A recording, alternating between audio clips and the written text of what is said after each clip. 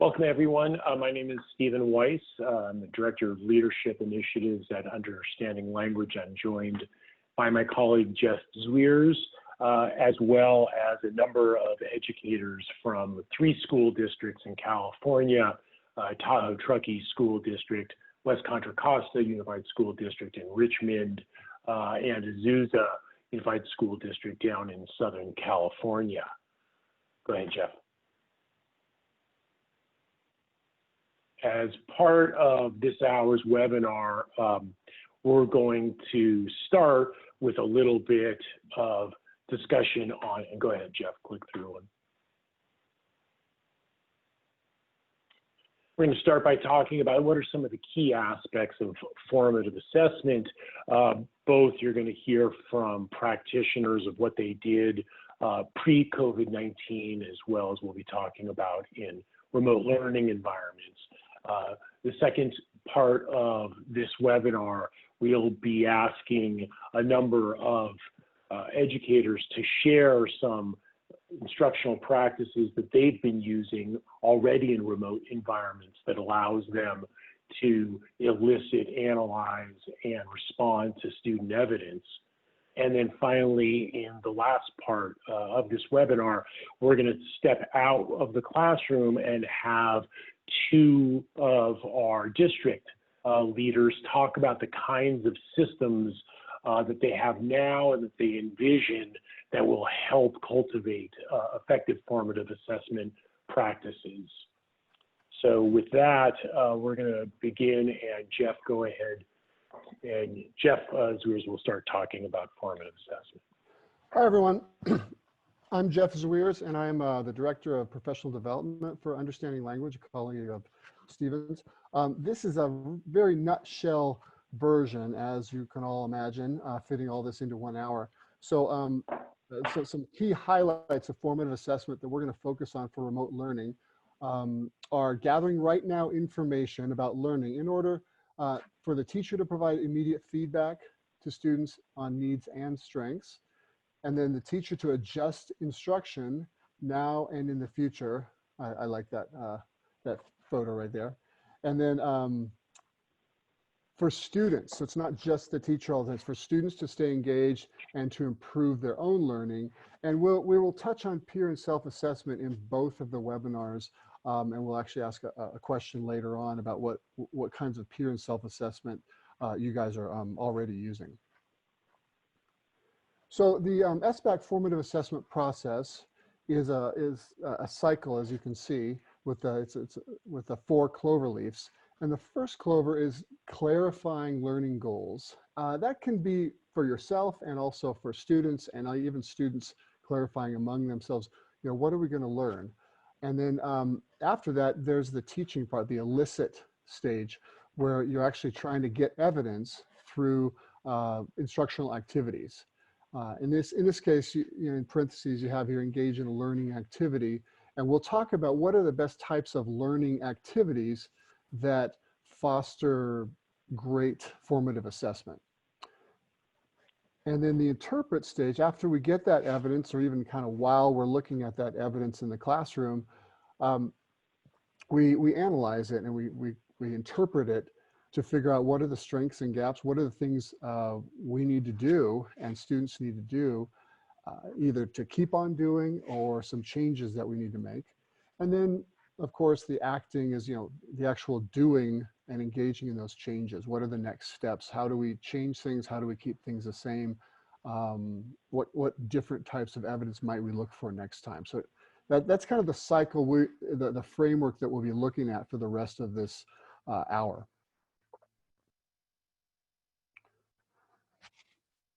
And then Stephen. Thanks, Jeff.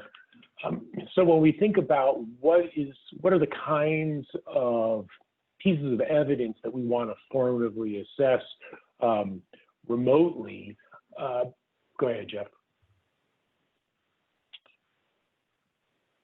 Obviously, some things we want to hear about from our students and learn about is their sort of nascent understanding of the content that they're learning, the language that they're apprenticing into, and the kind of disciplinary thinking and practices. And I think that's something that we've really been focusing on and understanding language is this notion of disciplinary practices, whether that's argumentation and language arts or mathematical reasoning or asking students to explain with supportive evidence, because those kind of disciplinary practices are really the bridge that connect content and language together. In order to make an argument, you have to bring content and you have to embed it in language. So I think this is what people think about when they consider what are the kinds of things we should formatively assess. But if you engage students in really robust, engaging activities, you can also begin to assess these kind of pieces. So in these great, robust activities, you can see students sharing out their creativity, leading to the sharing what kind of agency they have, their levels of engagement, as well as social skills. And so what we'll hear about from teachers, the way in which they're capturing, for instance, student videos, and then they're able to share those with other students remotely so they can see models of creativity and empathy and agency, et cetera. Right, Jeff. Yeah, and so now we'd like you to, often what happens in formative assessment, we think of, oh, the teacher's walking around or looking at papers or observing students, but there's also a powerful component to formative assessment, and that's peer assessment and self-assessment. So what we'd like to do right now is just capture some of your ideas related, and that's why we put these images up here, but related to some of the things that we are looking to assess, and then also the formative assessment process. How can we do this? How can we help students peer assess and self-assess in remote learning? And some of you have been already been doing this, and we'd just like to capture the ideas in the chat box, and then we'll kind of do a quick synthesis and analysis of that after about 3 or 4 minutes. So go ahead and go to the chat box if you can find it, and just enter in some of the ideas. You can also put in questions there as well, but we're kind of looking to gather what's going on out there around peer and self-assessment.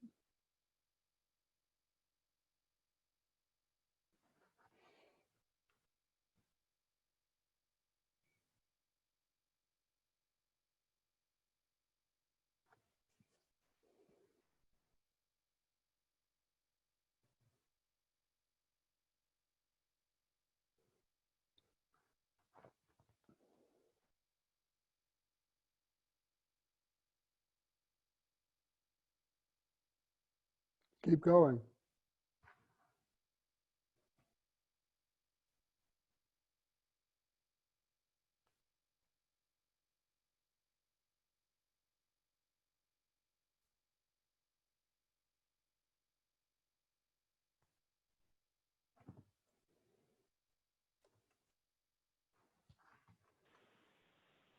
Let's take about 1 more minute and we'll share out some of the ideas that we see.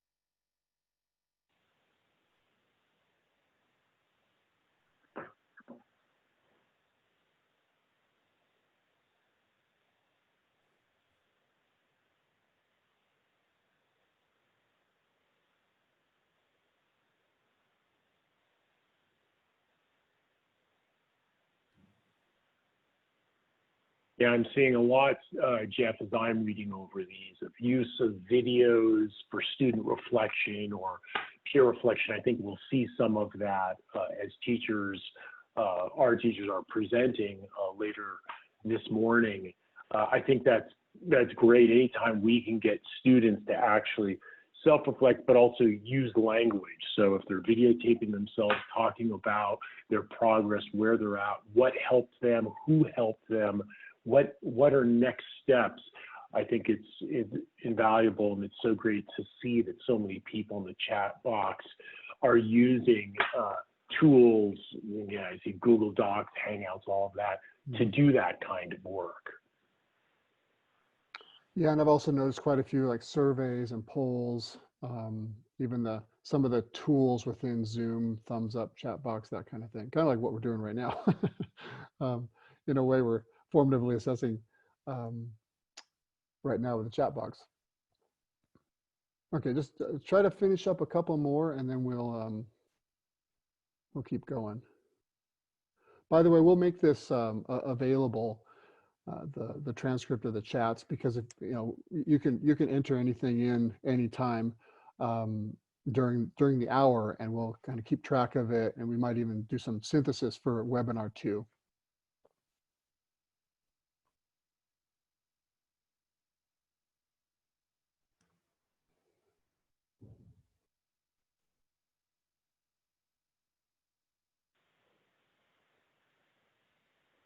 Yeah, that's great. Mm-hmm. Well, as Jeff said, feel free to continue to put in ideas. This is why it's actually absolutely critical that we're involving teachers, as you're going to hear from in the next section, because all of you out there are the experts on this. And so in a second, I'm going to ask our first presenter, Tess from Tahoe Truckee, to talk about what she's been trying out.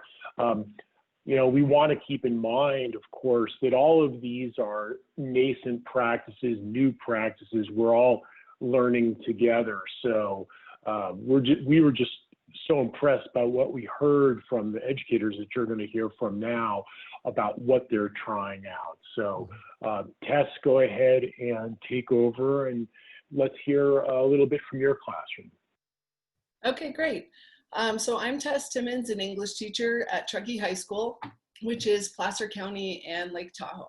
So I'm going to talk to you about Clover 1 and 2, intended learning and activity evidence, and then Jeff's going to play a video, and then I'll talk about the next 2 Clovers.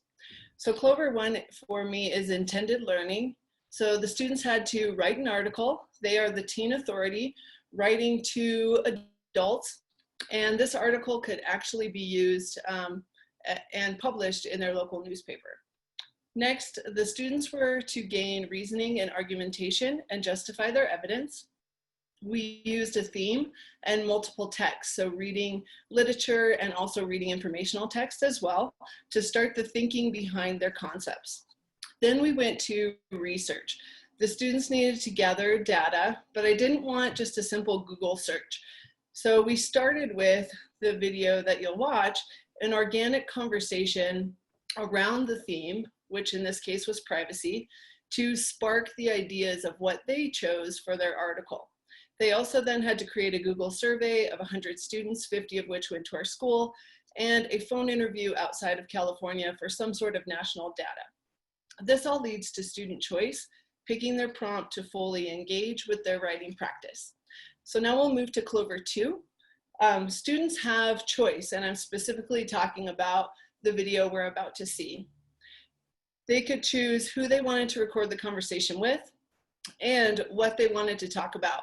The only idea I gave them was something about privacy. So Carlos in the video chose his sibling and to talk about privacy, parents, and phones. The gamut of conversations ran from government to civilians, business and clients, all in dealing with privacy. What I'm looking for evidence is a reference to the multiple texts that Carlos read, or any student, how he relates the theme to the world around him, which is pretty huge for 9th grade. And does he have a clear understanding of how this conversation bridges to writing the article? Is he picking out a prompt himself?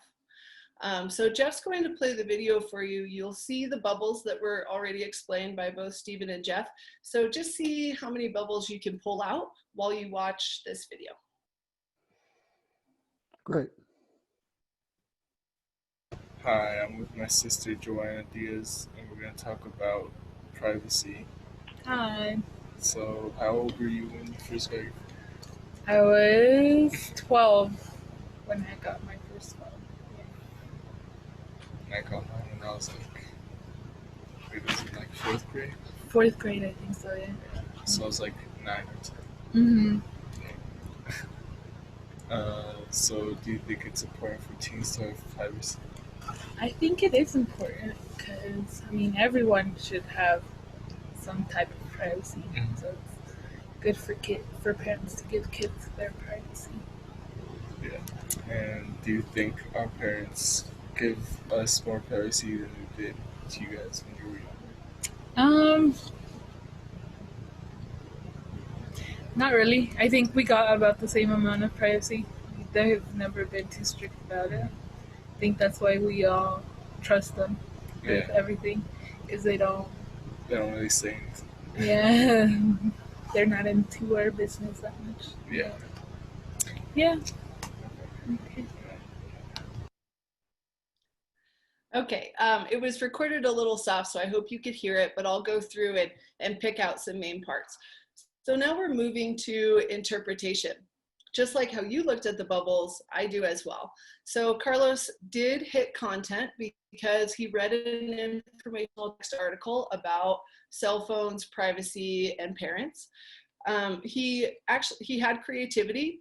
Out of 32 students, he's one of 2 that chose to interview his older sibling. Most students in my class chose to interview their parents. This was during COVID. I wanted them to interview someone at home to generate conversation at home. He had empathy and compassionate engagement. He asked his sister, do you think that our parents were harder on you, the older siblings who first had phones, versus me, the younger siblings who got phones? And then also agency and identity. Carlos is very quiet in class. So by choosing his partner, he is able to come out of his shell. This helped me when I assigned him in groups. He was always very quiet. But in the next unit that I taught for Raisin in the Sun, I purposely put him with Emmy, a Latina girl who is his friend, who is very driven, and then Owen, a Caucasian student in my class who is very compassionate and quiet like Carlos, so that it would help all of them come out of their shell. So now we move to feedback and adjustments. And I'm going to have Jeff switch slides to the Flipgrid picture, which some of you mentioned in the chat box. So with the Flipgrid picture, you can see that the video that Carlos created was on Flipgrid. So the screen that I'm seeing as a teacher is the same view as all of the students. So Carlos made his film, and then a bubble is attached to Carlos's picture because that's me replying back not only to him, but the entire class. So I wanted to make sure that Carlos was understanding what kind of kernel of information he could pull and then use to write his article, or anyone else who is watching this Flipgrid in my class, so that we are generating a whole class conversation and brainstorming together. I talked to him about, oh, you're saying that your parents didn't harp on you, didn't check your phone, and that created more trust with you and the parents. I wonder, could that be a paragraph in your article? Could that be a theme that you have? If you're the student writing and the adults are the audience, how will you become the authority of teaching them how to gain trust with teenagers? What will that sound like, look like, walk like? So everyone could watch that. I then assigned my class to watch at least 3 of the videos within our classroom. And they took notes, and then they could use that information in their essay. They actually were supposed to pull one of these videos and use information in that essay. How I would adjust this next time is, instead of me going on 32 different videos and pulling those kernels, I would have, let's say, my next year students do the interview, and then I would show them Carlos's interview with my bubble kernel attached to it, showing how I pulled information and bridged to the article. And then I would ask all of them to go on and do that for each other, so that it's, again, me taking another step out and them pushing in. This ended up becoming like 7 to 10 page research projects that they created with data that they pulled themselves, pictures, graphs, and charts. It worked really well. Thank you. Mm-hmm. No, thank you. We talked before this about how it was interesting that you pulled, like you said, those kernels that the students might not normally grab onto and want to expand, you know. So that was one of the ways that you could, you know, get in, and you know, you didn't want to get into 32 different videos, I know, but you have that ability. And with certain students, you might think, okay, I'm going to go in and see what kind of kernels I can encourage them to expand. So thank you very much. And also, I wanted to point out that some of the things, and I think you mentioned this before, but you might be looking for some of the things in some of the ovals, but then other things might pop up. So it's part of formative assessment, whether it's in the classroom or online, is being open and having those, I don't know, eyes and ears for as many bubbles as you can handle, rather than just a myopic focus on, okay, so it's got to be content and that's it. So anyway, thank you very much. The next we have Emma, and different grade level. So I'll just let her introduce herself, and then we'll go through a similar process just to get, you know, a little more immersion into what everyone's doing. Hi everyone, my name is Emma Kohut. I taught for the last 2 years second grade at Grant Elementary, which is in West Contra Costa in the East Bay.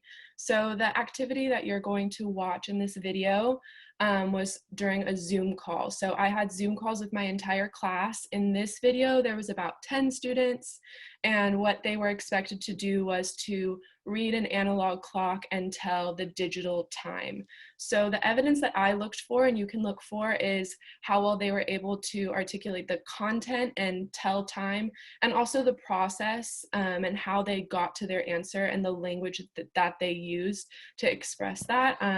Look for how I, as a teacher, am able to stretch their language and the teacher moves that I use when engaging with the student. So you can go and play the video. Okay. So yeah, everyone finish putting in the numbers right here and what time it is, right? Ready. Okay. So I don't know, pretend I don't know what to write here, you guys. Pretend Miss Coates like, I don't know. Could someone tell me what I need to write right here?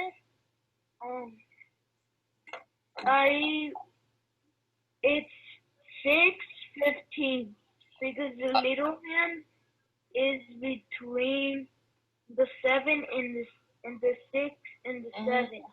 All right, Shavi, so what I hear you saying is you found out the hour by looking at the little hand, and where's the little hand pointing?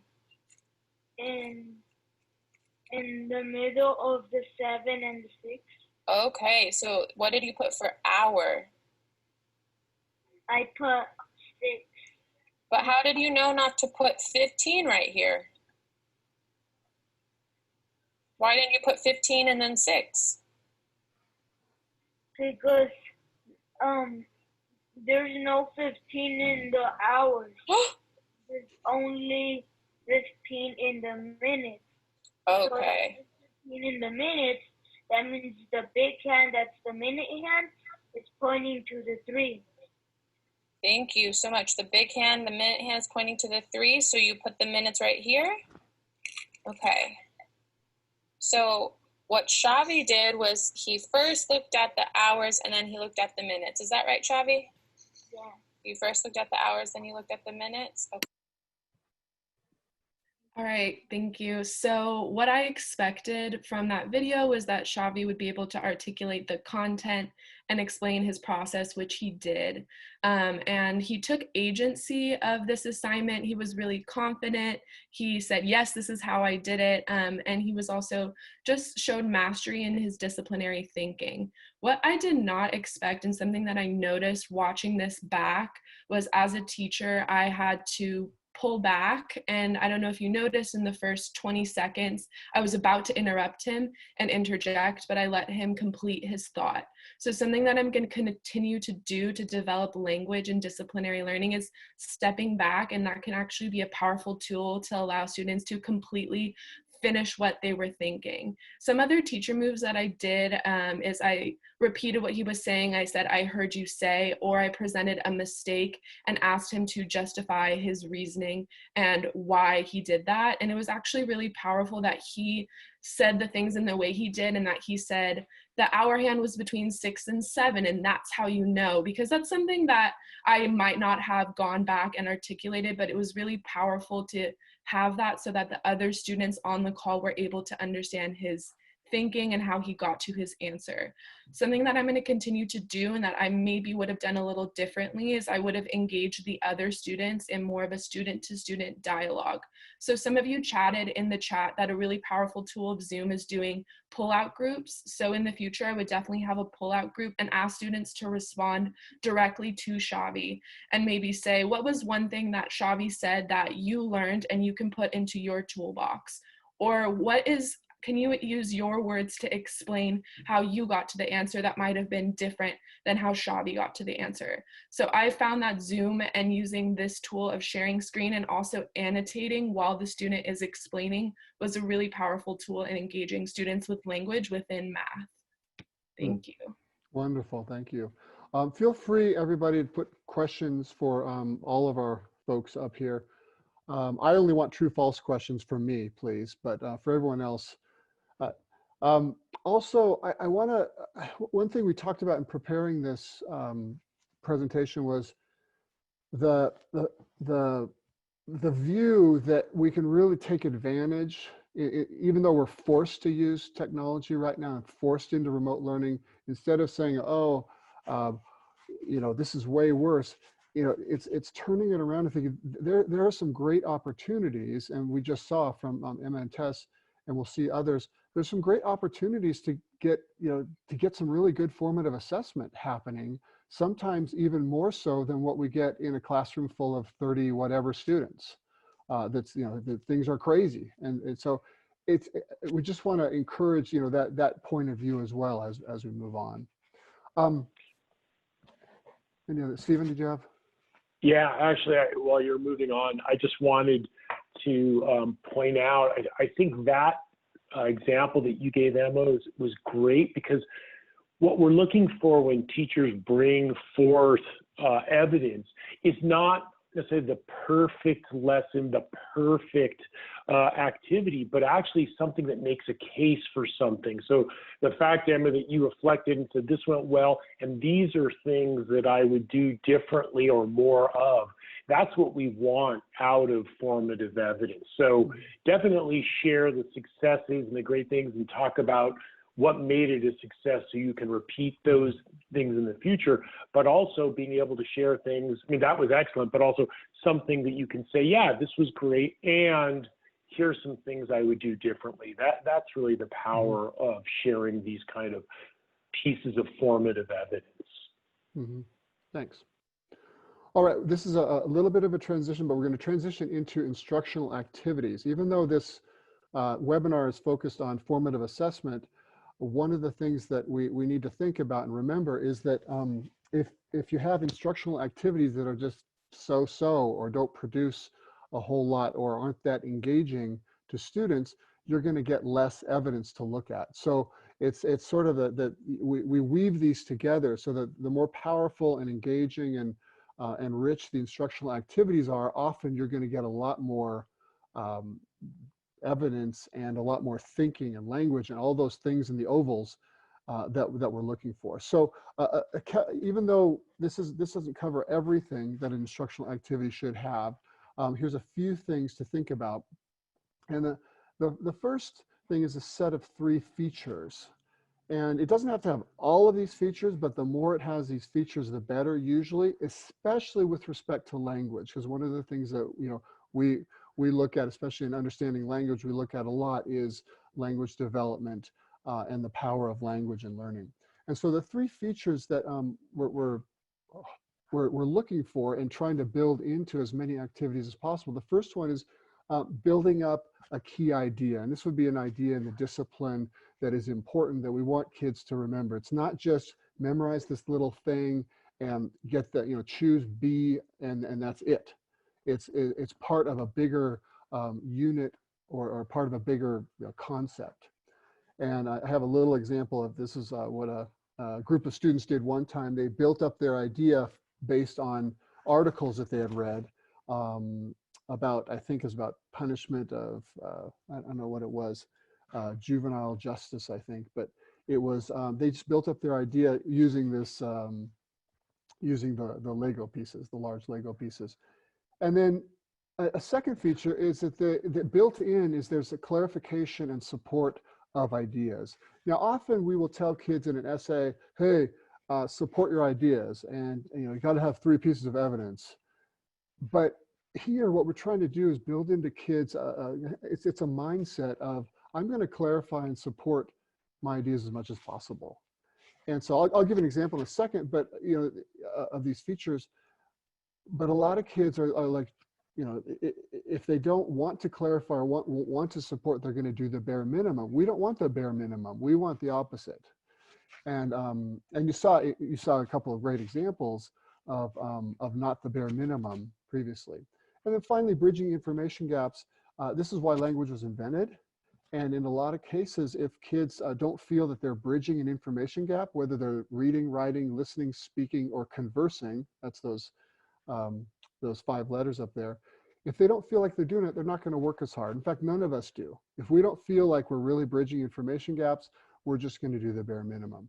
So for example, if there's a think, pair, share, which is a common activity, most of you have probably seen mediocre to poor think, pair, shares in your day. And a lot of that is because they're missing one or more of these features. So if I don't have a reason to share with my partner, like to build up an idea in his or her mind, or to build up an idea in my mind, I'm not going to speak or listen that much. If there isn't clarifying or supporting, if I don't ask you to clarify, or if I don't ask you to support your idea that you're sharing, maybe it's an interpretation of a historical document, let's say, and you just say, this is what I think, and I just say, okay, all right, that's good. And if I don't have a reason, I'm not going to listen hard. If I don't ask you to support, you're not going to. And so, these habits work together. And then finally, the bridging information gaps. If I don't know what you read or your opinion on it, I'm going to be more interested. If I already know, if we read the same article and the teacher says, okay, share a summary of the article with your partner. Oh, well, you already read it, so I'm not going to work very hard to talk about it or listen. I read it, so I'm not going to listen. So you see where this is going. This is a way to produce rich thinking and language in actually most, if not all, activities. And then this other feature would just be, it inspires, and I highlighted that because inspiring students to produce useful, capturable, and analyzable evidence is different than forcing kids to do that. Again, if they're kind of forced to do that, or if they're just trying to get points, often they're going to do just enough to get whatever points they want, right? So in this case, we're trying to come up with activities that really inspire students to think, do, act, and talk, and read, write, listen, speak, and converse. So now what we're going to do is we're going to see, and we're going to look at couple activities. We have Emma up again, and we're in this time though we're going to look at kind of a teaching activity and try to look at some of the things on the left-hand side. Emma, do you want to talk us through it? Yeah, hi again. So in this activity, it's the same activity Tess used of Flipgrid. So the student had to answer the question, who is your hero? And what I was looking for is how they were able to justify their answer using not only who, but why. So what you should look for in this clip is how well student was able to use their own words to support their idea and how they were able to perform. And any other things that come up on the left-hand side, right? My hero is a dog because they can help you when people can't see, and from bad people that try to get inside your house. All right, so this student, his name is Josue, and this clip demonstrates a lot of the importance of bridging the information gap. So Flipgrid is really critical in teaching because you can see how students progress from their first Flipgrid video to the end, and you can also see how to scaffold and provide sentence frames and language supports within the prompt itself. And students have to watch the teacher example in order to create and engage in their own meaning and their own answer. They can also respond to each other, and they can also respond to their peers. So it's a way of really getting them to engage with the information and see what things that they didn't understand, so that the next time I go back to teach, I know where they need additional support. This student specifically, Josue, in his first video, would have like 1 or 2 word answers. So at the beginning of this interaction on Flipgrid, he might have just said, "my dog." But I was really able to see that he had his own unique idea and was able to perform and give those linking words such as "because." And I really feel that Flipgrid is a powerful tool when trying to clarify things that you're trying to engage with students in all different fields. So this is specifically what I used for English language development, but it also relates to the bigger umbrella of the content standard in 2nd grade of creating and formulating an opinion statement. So if students are able to articulate and speak their own opinion statement here, I can also use that and support them with creating an opinion statement written during writing. Thank you. Thanks so much, Emma. That's great. Great. I'm going to introduce my colleague and friend Tara from Tahoe Truckee, who's going to talk about the way in which she had her students do a pro-con activity remotely. So Tara, go right ahead. Thank you. Yeah, I'm Tara House, and I am the ELD and accountability coordinator at Tahoe Truckee. And during this at-home learning time, I just volunteered to support a group of newcomers, just meeting every week, a couple times a week. I don't normally teach in the classroom except to do like demo lessons and that kind of thing, but it's been really fun to work with kids, you know, regularly this last few months. So in this video, again, we are looking for those, you know, building up, clarifying, supporting, and bridging those information gaps. Specifically, we talked a lot before the conversation about building up ideas and kind of the way that you might stack your ideas so that they fit into categories. So, you know, lots of big idea with lesser examples, and then clarifying was another one. So one of our students in this video, the one who's speaking, is named Alexa. She's actually a little bit farther along, has been here for a few years, and then the student who is going to be doing the clarifying is Katie. She's a much newer student, and I think one thing to really highlight, before we play it, it would have been, for those of you with the digital divide kind of questions, we normally would do this on their own devices. They were having so many internet problems and so many device problems that they ended up doing it on one of their phones because this was the day we scheduled to actually video what we were doing. We don't normally video it. And so they did it, they got together in the space between their houses and did it with some permission from their parents to be together. So, but this could easily be 2 students at their own houses on their own meet with me. So, so we'll go ahead and look for the ways that, you know, the clarification and transitions to help with building the ideas. And what was the topic? Oh, the topic of this, they chose social media. Okay. The good thing about social media is that you could meet a lot of new people, and those people might be like a person that in the future they could be an important person. Like maybe you like build a relationship with them.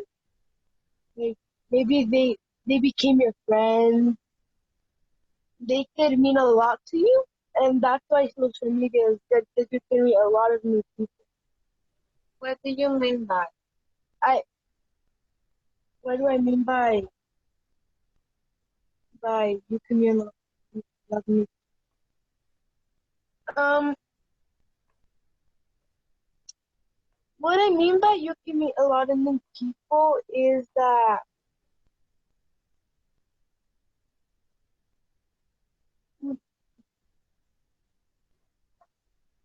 messed up. Okay. What I mean that you can meet a lot of new people is that they could become like really close to you. You can build a bond with them. Like, for example, like me and you are friends. Like, say that we met on social media, like, and then we became really close friends, and like we have a lot of fun with each other. Yeah, that's what I mean. On. Okay. But another really well, on the other hand, social media could be bad because a lot of hate that people get. Like they get a lot of hate about like their body, about like their face and stuff. That's why social media is bad for me.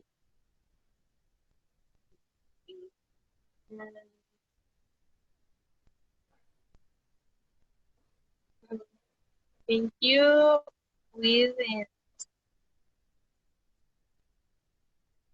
And For example, say that you're just scrolling through social media and then somebody just commented on your post saying that you dance bad or you have a like you're insecure about yourself, saying that like you don't you don't have like a nice body, and that doesn't really mean anything, but people just like to hate on people because they don't feel good about themselves sometimes, and people could be just really rude sometimes.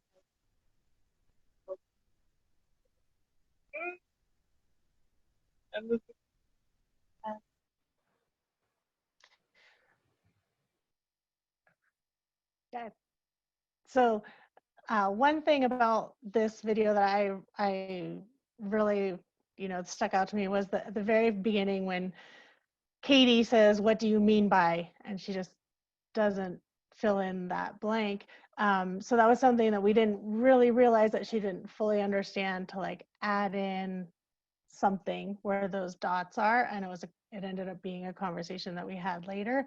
But the beautiful part was how Alexa handled it, right? By just going with it and really trying to help her friend kind of make it work and validate the language that she was trying out. So for us, it was really fun to do. It was a lot of learning about where their language was for me, as far as what to do next. One thing that really struck me was like adding in some additional frames. What we ended up doing for our next conversation was adding in one advantage, one disadvantage to whatever the topic was for the pro-con. In Tahoe Truckee, we are doing a lot with academic conversation and this idea of authentic communication. We just really feel like the students grow so much more the more they interact with each other. And one thing out of this video was I was impressed with Katie's listening. She and I debriefed afterwards in Spanish, and she really understood everything that Alexa was trying to communicate. And I think it really helped her in just her formation of her oral language. So that was really exciting to us. And then we just really liked this pairing of a little bit different language levels. You could really see more language coming out of Katie than I think she would have had with another newcomer at her level. So yeah, and then we did for Katie, when we did this activity, I know a lot of people struggle with working with newcomers, and what we did for Katie was actually go through it in Spanish, have her do kind of a pro-con in Spanish, and then have her come up with key ideas that Alexa helped her translate so that she could have those ready. And that was really helpful for her. Wow, wonderful. I'm sure you could go on, but you can't. So, okay.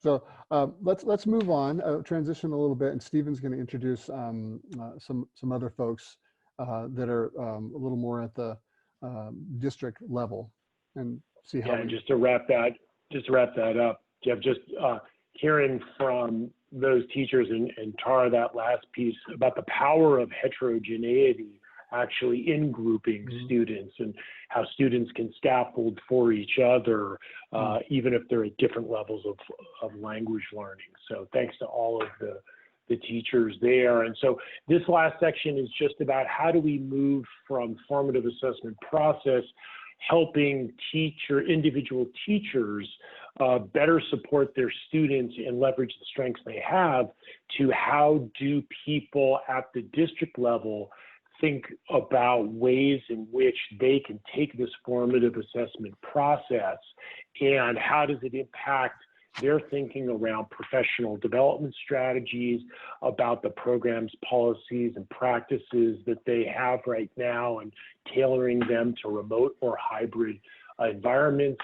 What kinds of tools or protocols might they use to analyze student evidence?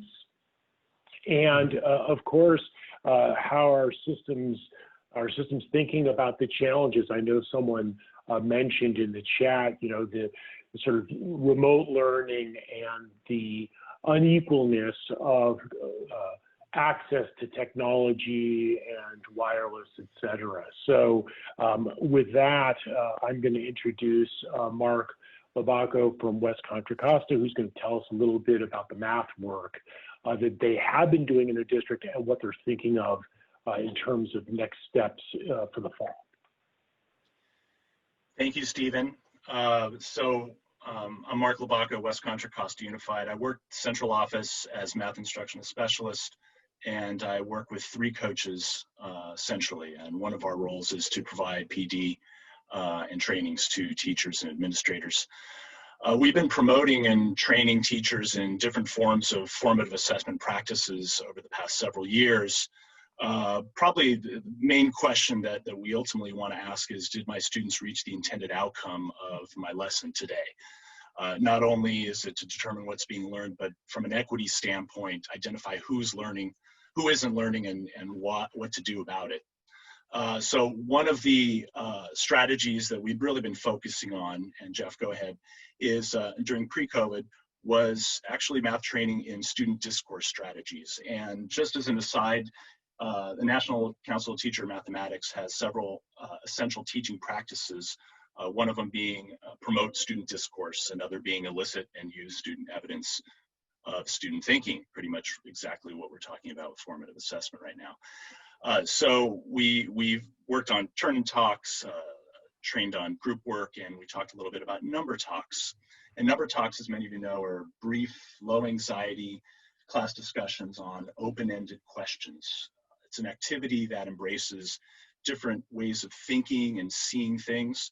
It really promotes that positive math mindset that we really are working towards in changing the nature of thinking about mathematics, that we're all mathematicians. And because it's an inclusive and differentiated activity, student engagement is really high. It's a low floor, easy entry level, and high ceiling activity where students can justify multiple solutions, or teachers can dig in with deeper why questions. These are some of the number talk examples that we've encouraged and seen teachers to use in our district. And when March came around, we were excited to continue number talks as a formative assessment practice during synchronous instruction. This is an opportunity to elicit student evidence, evidence of student thinking, and to be able to interpret and act on that evidence. So in our transition, the coaches put together some online number talks using Zoom, and this was not only to actually teach teachers what number talks was all about, which is kind of our ongoing learning. But in addition, kind of the tech ins and outs, the challenges with it, and how to work on training teachers on those ins and outs.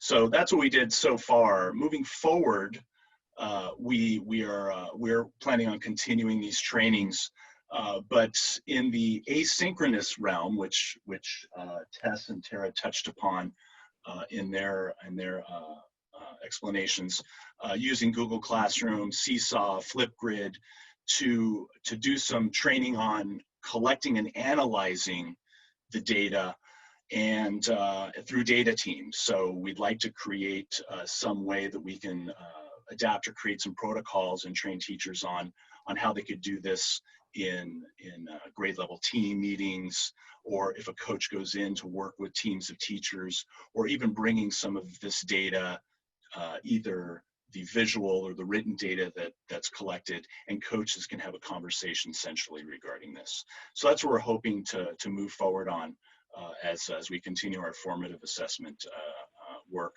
in distance learning. Thank you. Oh, that's great. Thank you. Yeah, we're looking forward to hearing about what you do. Not every day, but maybe every other day. Does that sound okay? And now, next we have Dana Mitchell. She'll introduce herself, but we're kind of zooming out a little bit more, and she'll share kind of what they're doing more at the kind of the district-wide level here. Hi everyone, can you hear me? Yes, okay, Yes. great. My name is Dana Mitchell, and I'm the Director of Curriculum and Instruction in the Azusa Unified School District.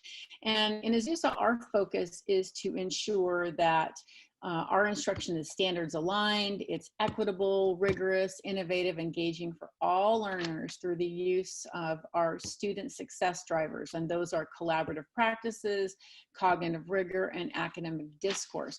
And the way in which we know the extent that students are learning is through a formative assessment process using the Plan, Do, Study, Act model. So I'm going to give you kind of an overarching district perspective on how we do this. And using the Plan, Do, Study, Act model helps us to see and foster such instruction to be able to clarify, elicit, and interpret and act.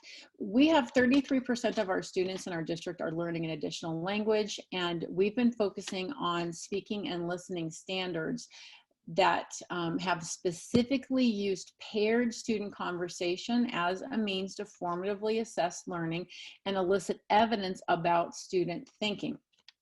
Last year, all grades and all content levels were scheduled for 2 days of professional learning, and part of that was collaborating in small grade and content level cross-school professional learning community groups to collaboratively plan the lesson activity that included the student paired academic conversation. And then we implemented the do by going into each other's classrooms as a team to implement the activity with students, and collected student conversation data. That's recorded conversation data. We use School Video Recorder app for that. And then as a team, they studied focus students' recorded paired conversations using a protocol to analyze, interpret, and then inform instruction. And there's several components of that protocol that are important. One of the pieces is what's the extent to which students are building on each other's ideas, clarifying, and of course, how they're using academic language as well. And then as a result, we implement the ACT by adjusting instruction for that second round in the PDSA cycle. Lots and lots of different student learnings or teacher learnings as well.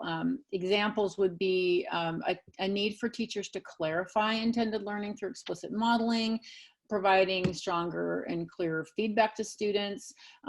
Sometimes we need support in creating the right prompts to promote those extended student interactions. And all of these learnings provided us with areas of needed professional learning and teacher support, which at the district level, we provide to our principals in monthly instructional leadership meetings, and also instructional coaching from our team of teachers on special assignment. As we move forward into this remote distance learning environment, whatever that looks like, we know that it is more critical than ever to implement formative assessment through a Plan, Do, Study, Act model as a result of school closures and subsequent learning loss as well. This is what we've been saying, is that formative assessment is going to have its day, right? This is the time really more than ever. So in terms of transitioning and focusing on improving instruction in a remote environment, we've begun to consider several different things. We can still do this. We're still planning on doing our Plan, Do, Study, Act model. We have a teacher math leadership teams that have been working on inserting additional math tasks in our curriculum maps as a means of formative assessment. And we're also, we also have a PK3 new collaboration that we're working with some other districts in California. And this will all be part of this work. Again, we'll be looking at those formative assessment opportunities. Part of the work that we're doing at the district level to be able to make sure this happens, there's a couple of things. One, it's critical that we build in PLC time for teachers to do this work. If it's not in the schedule and we have not planned it out in advance, then it may not happen, right, in terms of a regular basis in a cycle of inquiry. So our plan is to continue to do this. We had this actually when we went into closure, when we created our distance learning schedule that this last semester, we actually did build in PLC time for teachers to be able to work and plan and take a look at those common formative assessments. And that's really the linchpin to school improvement work, is how teachers are creating those common formative assessments and then being able to work together to really think about, again, how students are learning and then what we do to inform our instruction.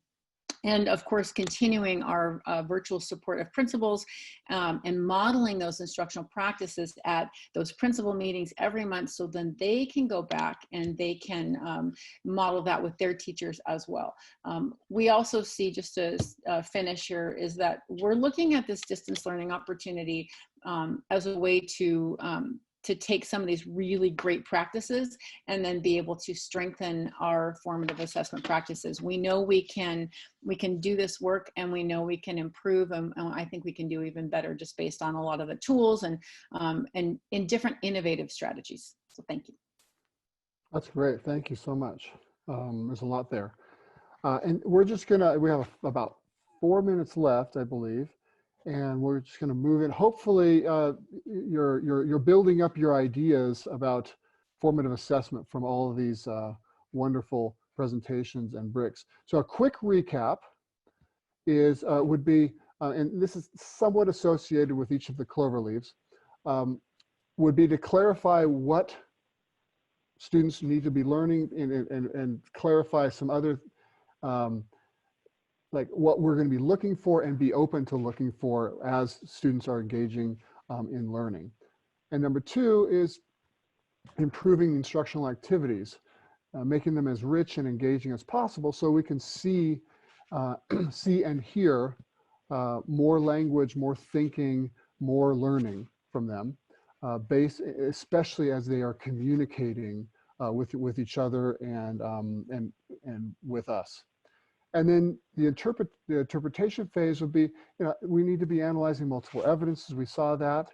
We also want to look for a variety of learnings, and we also want to foster student and peer formative assessment. And again, some of these we will build on in the next session, in session 2. And then finally, just a kind of a reminder that, to give feedback as much as we can, and adjusting instruction. We saw some great examples of that.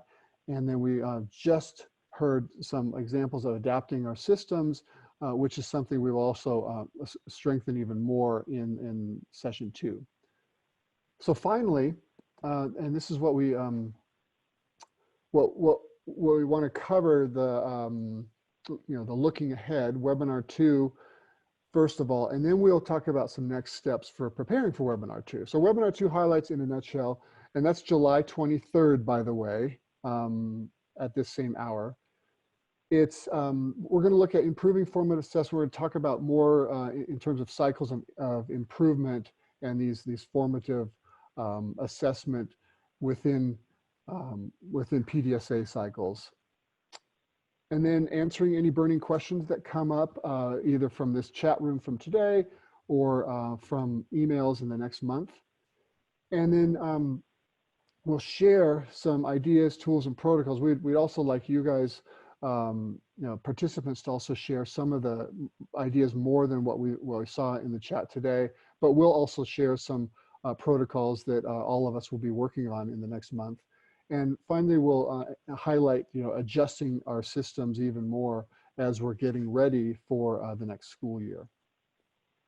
And then in next steps is, yeah, Jeff, as you had said, in terms of what folks can do for the next webinar to help all of us, is to think about the kinds of formative evidence that you want to collect from students and you want to learn from. So let's expand our notions of what formative evidence can be in a remote or hybrid space. And then thinking about how might you analyze that formative evidence, what kind of tools or protocols can you create, or can you adapt if you're already using something? And again, Jeff mentioned we'll be sharing some, like what Dana's already using, what other districts have been using pre-COVID as well.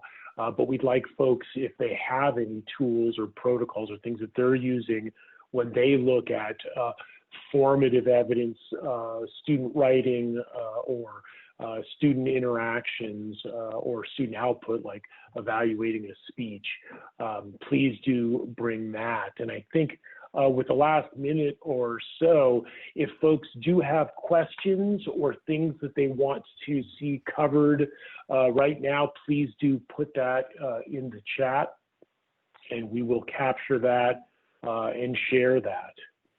Mm-hmm.